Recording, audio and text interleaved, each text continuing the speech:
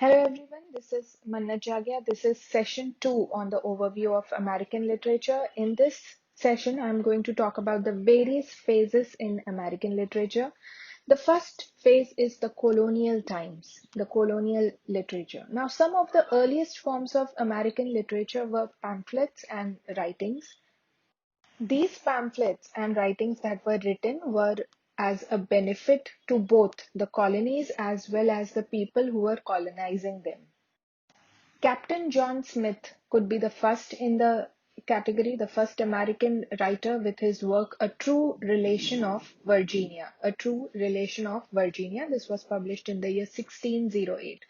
Then the revolutionary period began when people began to revolt about the colonization that was taking place in America. And at this time, the literature that was produced was revolutionary. So the revolutionary period also contained political writings, including those by the colonist Samuel Adams. Then you need to remember the two key figures. The two key figures were of this period were Benjamin Franklin and Thomas Paine. Franklin is very famous for his two works, Poor Richard's Almanac, and the second work is the autobiography of Benjamin Franklin. These are the two esteemed works which have a lot of wit, and these were an influence towards the formation of a budding American identity. Talking about the early US literature that is in the post-war period, there are three people, Alexander Hamilton, James Madison, and John Jay, J-A-Y, John Jay. These three people represented a historical discussion of the organization of the government and the Republican values. So their pamphlets, their articles were also political. Then comes the very important Thomas Jefferson, who was the one who was appointed to write the Declaration of Independence. So Thomas Jefferson's United States Declaration of Independence, his influence on the Constitution, and the mass of his letters have led to him being considered as one of the most talented early American writers. I would also like to talk about the first American novel. The first American novel is sometimes considered to be William Hill Brown's The Power of Sympathy. William Hill Brown and his The Power of Sympathy. This work was published in the year 1789. So much of the early literature of the United States uh, had the struggles to find a uniquely American voice. They showcased the struggles and the sufferings of the natives. Let me tell you that the American literature has a very unique American kind of style, and every American writer follows a theme. There are writers belonging to the Romanticism movement, there are writers belonging to the Transcendentalist view, there are writers belonging to the Gothic genre. There is a variety of style in the American literature. So, with the War of 1812, there was an increasing desire to produce uniquely American work, and here a number of new key literary figures appeared, and the most prominent key literary figures who have a unique American style are Washington Irving, James Fenimore Cooper, and Edgar Allan Poe. Irving is obviously considered the first writer to develop a unique American style, and he has written some of the most humorous works. Then writers like Melville with his Moby Dick and Hawthorne with his Scarlet Letter, Edgar Allan Poe with his The Fall of House of Usher, all these writings have the elements of dark romanticism, which is a subgenre of literature popular during this time. I have already uploaded lectures on Romanticism, Gothic literature in our literary movements class. We have also talked about the American movements, many American movements. There are lectures uploaded on so many movements of America in our literary movements class. So if you are a part of our literary movements class, you must be thoroughly knowing about each and every movement, each and every time that appeared in America. And all these movements will be discussed again in our full-length course on American literature, which is going to start from January 1st, 2021. Coming to the American 19th century poetry, America's two greatest 19th century poets could be Walt Whitman and Emily Dickinson. Walt Whitman was a working man, a traveler, a self-appointed nurse during the American Civil War of 1861 to 1865, and he was an innovator in poetry.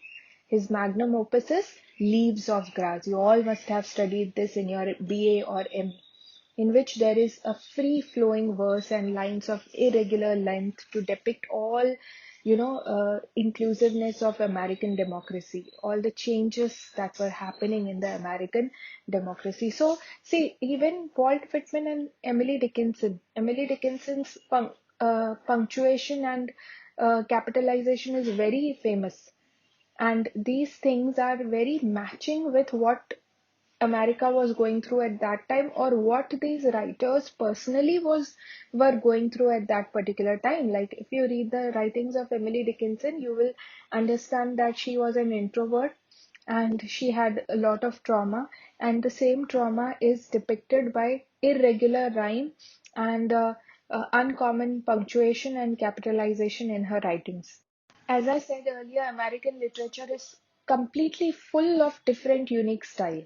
And same you will find in the writings of Walt Whitman, the poet who talks about the American experience in completely a different manner. He will give you goosebumps when he'll talk about his transcendental works and when he'll talk about nature and so on. Coming to Emily Dickinson, she lived a very sheltered life of a genteel, unmarried woman in a small town in Massachusetts. And within its formal structure, her poetry is witty, ingenious, and psychologically penetrating. Through her works, you will understand that she was going through something. Her work was unconventional for its day, and very little was published during her lifetime. Many of her poems talk about death, and also they deal with a mischievous twist. Talking about realism in America, which is a very important movement, we'll talk about two writers here, Mark Twain and Henry James, very famous realist American writers. Now, let me talk about Mark Twain first. Let me tell you that Mark Twain is a pen name, not a real name. The real name of this writer is Samuel Langhorne Clemens. So the pen name is Mark Twain, and he was the first major American writer to be born away from the East Coast. He was a writer who was born away from the East Coast in the border state of Missouri. Why I'm giving you this information? Because he has some of the best regional masterpieces written. The memoir Life on the Mississippi and the novel Adventures of Huckleberry Finn. These are some of his regional masterpieces. And you need to know that he was born somewhere in the border state of Missouri because he talks about this a lot. Mark Twain's style changed the way Americans write their language. His characters speak like real people and they sound distinctively American. He uses some local dialects, some newly invented words, and some regional accents. He's a wonderful, wonderful American writer, a very realist uh, in depiction. The second writer from the realism genre would be Henry James. Henry James confronted the old world, new world dilemma by writing directly about it. He spoke about the history of America. And among his most famous works is his novella Daisy Miller, which is about an enchanting American girl in Europe. And also, he has written this amazing work, The Turn of the Screw, which is a ghost story. I'll directly come to the beginning of the 20th century now. Here you will find American novelists and American fiction developing. The stories and the novels of the very famous F. Scott Fitzgerald capture the restless, pleasure-hungry mood of the 1920s. We all know about the Wall Street crash of the 1920s, which is a very important time in American history. And F. Scott Fitzgerald's novels like The Great Gatsby show a party scene, and the writers depict of the uh, roaring 20s movement or roaring 20s time that was going on in America. Each and every character in this wonderful novel, The Great Gatsby, talks about the American dream, how the golden dreams of the youth completely dissolve in failure and disappointment. So Depression era literature has already begun with the onset of the wars. Also, let us talk about John Steinbeck in this context. His style was simple, and he has won great favor from the readers, but not the critics. He was a favorite of the readers, but not really of the critics. The Grapes of Wrath by John Steinbeck is considered as his literary masterpiece, which is a strong, socially oriented novel that tells the story of the Jodes, a poor family from Oklahoma, and their journey to California in search of a better life. Again, you will see the portrayal of American dream. Even is one of the novels, The Pearl, which is my personal favorite. Now, the period in time from the end of World War II up until roughly the late 1960s and the early 1970s saw to the publication of some of the most popular works in American history, the poetry and the fiction of the Beat Generation. We have already a lecture on Beat Generation uploaded in our literary movements classroom. So the Beat Generation writers were born of a circle of intellects formed in the New York City around Columbia University and established more officially some time later in Francisco. The term beat referred to the countercultural rhythm of the jazz scene. You also must be knowing about the jazz age. Again, this lecture on jazz age is uploaded in our literary movements classroom. So these works of the Beat Generation writers talk about the stress of the post-war society. They talk about their experience through drugs, alcohol, philosophy, religion, and also some of the works talk about Zen Buddhism. Now, regarding the war novel specifically, there was a literary explosion in America during the post-World War II era, and some of the most well-known of the works produced include Norman Mailer's The Naked and the Dead, published 1948. So these are some of the, literally, I spoke about only one-fourth of the American writers. There are so many American writers yet to be explored. I have not yet talked about the founders of America. I did not speak much about the religious writers like John Winthrop, who was a Puritan leader, then about Anne Bradstreet, who was America's first published poet, who was upheld and criticized by the Puritans. We should also be talking about Jonathan Edwards, who appealed to all the sinners to repent. His works on religion are some amazing works. So we have not yet spoken about these writers in detail and their writings. Then also we cannot ignore the writings of Benjamin Franklin, John Adams, Thomas Jefferson, because these were the founders of America. They wrote about America. So we cannot ignore at least these three founders of America: Benjamin Franklin, who has given us some amazing works like Poor Richard Almanac and Autobiography of Benjamin Franklin, which I've already spoken about. Then coming to John Adams, who was a leading advocate for the separation of American colonies from England.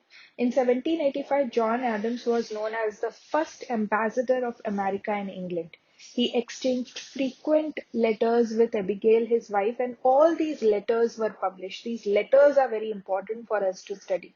Then talking about Thomas Jefferson, who was the third president of the United States, and he was one of the writers of the Declaration of Independence. His works are about the nature of good society, natural resources, economic conditions of Virginia, which was the first colony to be colonized by the Britons. So all this is yet left to be explored, and we will surely be exploring these amazing writers in our full-length series on American literature. We are going to begin our American literature class from January 1st, 2021. We are going to start from the early American writers. We are going to follow the timeline.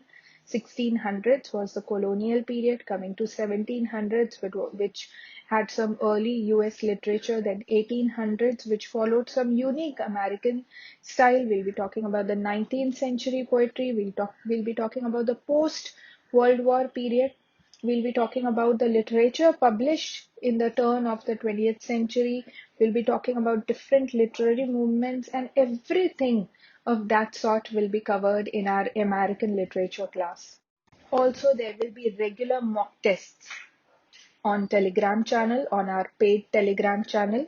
And along with that, at the end of the entire 1 month course, there will be an exam, a final exam that will be taken from all the students. So in 1 month, you have this brilliant chance to complete your entire American literature thoroughly.